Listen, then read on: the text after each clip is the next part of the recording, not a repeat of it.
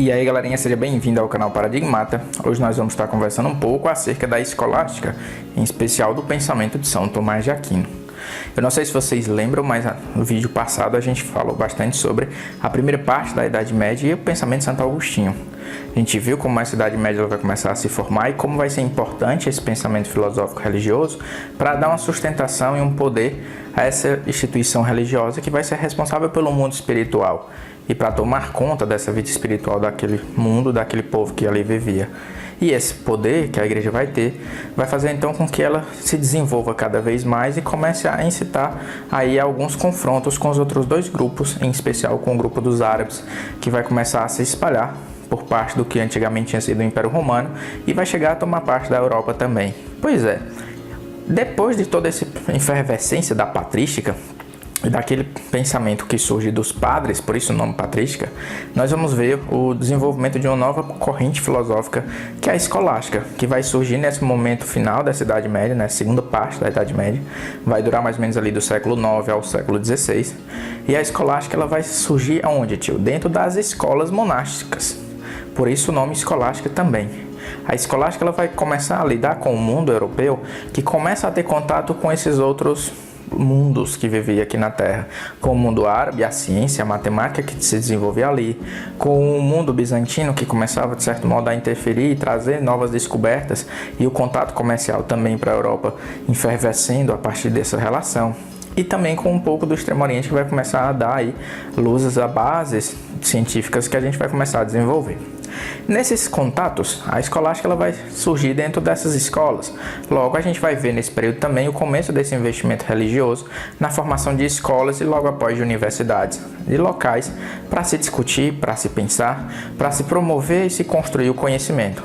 Lembre-se, estamos falando ainda de um momento inicial no qual esse conhecimento surge na Idade Média sob a tutela da Igreja, então ainda é restrito para esses membros clericais.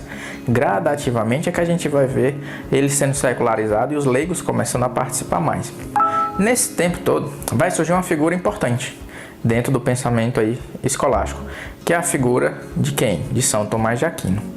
Ele vai ser responsável aí por trazer, de certo modo, um renascimento da filosofia clássica, em especial da figura do Aristóteles.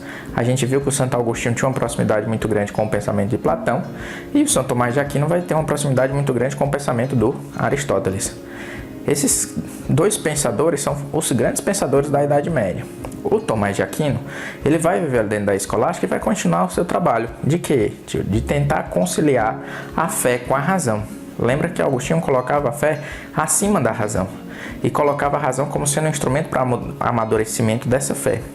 Já agora, com a escolástica, a gente tem a possibilidade da razão acontecer e do homem vir a pensar e desenvolver para além da questão religiosa, para nessa relação coexistir com a figura divina. Afinal, tudo foi criado por Deus e tudo é de Deus, mas a gente poderia desenvolver a partir da nossa racionalidade formas de compreender um pouquinho dessa lógica que Deus utilizou na criação do universo, no funcionamento da vida, na moral e na ética e na própria finalidade da nossa existência. Tá dando para entender?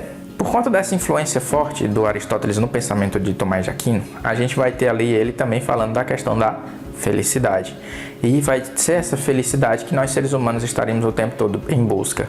Seria esse o propósito da nossa vida para ele. Só que veja só, a felicidade para ele não está ligada a questões materiais, não está fora do ser humano, estaria numa busca constante para encontrar a si mesmo, para fortalecer algo dentro de si, que só seria encontrado na figura de Deus, numa figura de uma vida além. Então vai continuar existindo ainda, gente, essa participação de Deus muito forte.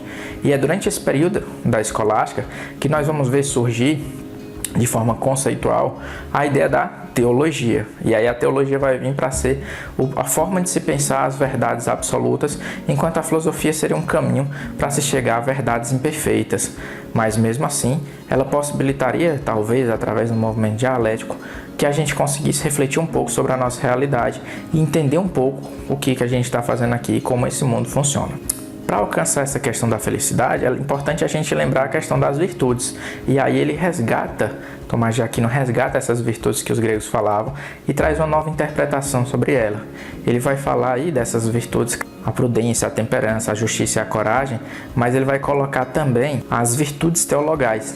E aí quais são elas, tio? A fé, a esperança e a caridade. A fé, a esperança e a caridade seriam essas virtudes teologais, elas estariam acima. Elas seriam as máximas da nossa vida na Terra e elas seriam um propósito para a gente viver e caminhar. Tio, nós estamos tendo contato nessa época com o quê?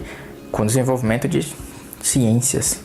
A gente está começando a ver nessa época o contato com esse Oriente trazendo para a gente possibilidades novas de se encontrar e de se pensar a realidade. A gente vai ver durante o período da escolástica o desenvolvimento de novas teorias que vão pensar o lugar do ser humano, como, por exemplo, o próprio lugar do ser humano na Terra e a Terra em relação a todo o cosmos.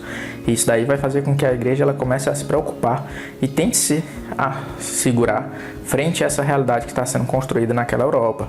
Então nós vamos ter durante esse período da escolástica também o começo do fortalecimento das instituições religiosas de perseguição, que são aquelas instituições que a gente costuma chamar de Santa Inquisição. Aquino ele acredita que para o homem encontrar o conhecimento, ele também vai precisar dessa influência divina, dessa interferência divina. Então, apesar do homem utilizar o formato racional e de toda a sua razão, Deus ainda é uma figura extremamente importante. Apesar dele não falar dessa fé acima dessa razão e de tentar conciliar as duas, ele jamais vai colocar essas duas no mesmo patamar. É importante lembrar disso. Lei eterna, natural, humana e divina.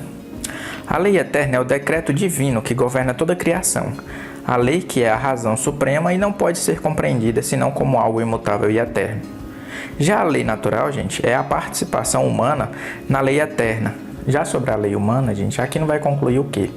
Ele vai pensar que, assim como no caso da razão especulativa, na qual tiramos conclusões em várias ciências, a partir de princípios não demonstráveis e naturalmente reconhecidos, conclusões estas, não comunicadas a nós pela natureza, mas adquiridas pelos esforços da razão, é assim também com os preceitos da lei natural, pois a partir de princípios gerais e indemonstráveis, a razão humana ela precisa avançar para uma determinação mais precisa de certos assuntos. Essas determinações particulares, pessoal, criadas pela razão humana, elas são chamadas de leis humanas, desde que as outras condições essenciais da lei sejam observadas.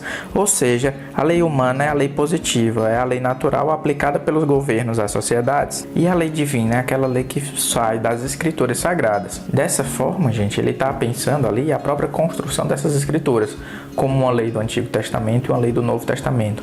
Uma lei que trazia 10 mandamentos, era fundamentada de uma forma a ter um Deus impositivo, e uma nova lei que vem trazer um Deus de amor. Esse mundo que começa a ver o desenvolvimento da ciência e que vai lidar com essas leis de Aquino, também é um mundo que vai começar gradativamente e questionando o poder dessa igreja, e gradativamente também questionando essa figura de Deus. Não se esqueça que é durante esse período da escolástica, ali no século XV, que nós vamos ter o quê? Surgindo dentro das universidades a reforma protestante. É dentro desse meio escolástico que a gente vai ver surgir as bases da ciência moderna, com Descartes, com Galileu Galilei, jovens que estudaram dentro dessas academias de formação escolástica. E aí o São Tomás de Aquino vai ter que construir uma forma de comprovar essa existência de Deus. E ele vai pensar em 5 motores, as 5 formas de se provar, de se justificar que Deus existe. Mas quais são elas, tio? O primeiro motor para se comprovar a existência de um Deus no mundo que está gradativamente secularizando seria o motor imóvel. E o que ele quer dizer? Esta primeira via ela supõe a existência do movimento no universo. Porém, um ser não move a si mesmo, só podendo então mover outro, ou por outro ser movido. Assim, se nós retroagirmos ao infinito, não explicamos o movimento se não encontrarmos um primeiro motor que move todos os outros. Com isso, pessoal, ele vai estar dizendo o que, tio? Que existe aí um Deus, um ser superior, que foi o responsável por fazer o peão girar, para fazer com que todo o movimento da Terra e do universo começasse. Então seria uma forma de explicar que Deus existe. Nada surgiu do nada, alguém precisou empurrar e fazer com que as coisas começassem a se mover. O segundo motor, ou a segunda causa, é a causa eficiente. Nela, diz respeito ao efeito que esse motor imóvel acrescenta. A percepção da ordenação das coisas em causas e efeitos permite averiguar que não há efeito sem causa. Dessa forma, igualmente retrocedendo ao infinito, nós não poderíamos senão chegar a uma causa eficiente que dá início ao movimento das coisas. Então há uma causa, há um motivo para que tudo aconteça. Esse motivo, essa causa eficiente seria Deus. A terceira possibilidade é de um ser necessário e dos seres não necessários. E aí ele vai começar a pensar que essa terceira via, ela compara os seres que podem ser e não ser. A possibilidade desses seres implica que alguma vez este ser não foi e passou a ser, e ainda vem a não ser novamente, mas do nada, nada vem. E por isso esses seres possíveis dependem de um ser necessário para fundamentar sua existência. Então existiria aí Deus como esse ser necessário, justificando a existência dos seres que podem vir a ser e definindo o que pode e o que não pode existir nas leis do universo. E aí na quarta via nós vamos tratar dos graus de perfeição, em que comparações são constatadas a partir de um máximo, de uma perfeição suprema, que na verdade contém o verdadeiro ser, e esse verdadeiro ser seria Deus.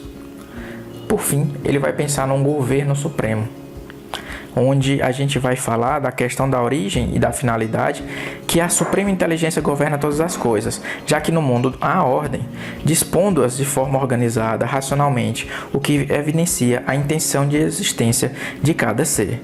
Todas essas vias elas têm em comum o princípio da casualidade, herdado de Aristóteles, além de partirem do empírico, ou seja, de realidades concentradas e de um mundo hierarquicamente ordenado. Vale também notar que, como Tomás de Aquino ele concebe o homem, para ele o homem é um ser intermediário. Ele é composto de matéria e da alma, sem as quais nada significa, isso é, nada é isoladamente. Então ele começa a pensar em base de umas teorias evolutivas, de que o homem ele vai herdando dos seres anteriores dele parte de sua formação, de sua estrutura, da sua base material, e esse espírito ele vai sendo desenvolvido aí por Deus para dar vida a esse corpo. Tá dando para entender, gente? Então assim, Tomás de Aquino ele vai ser o famoso príncipe da escolástica, ele vai ser o responsável por fazer esse pensamento. A escolástica vai utilizar também como um todo, não só no Aquino, mas a ideia da dialética e da discussão para promover esse conhecimento. É dentro dessas discussões incessantes que nós vamos ter, por exemplo, a crítica do Descartes, a uma discussão que não leva a nada, não levaria a verdades científicas.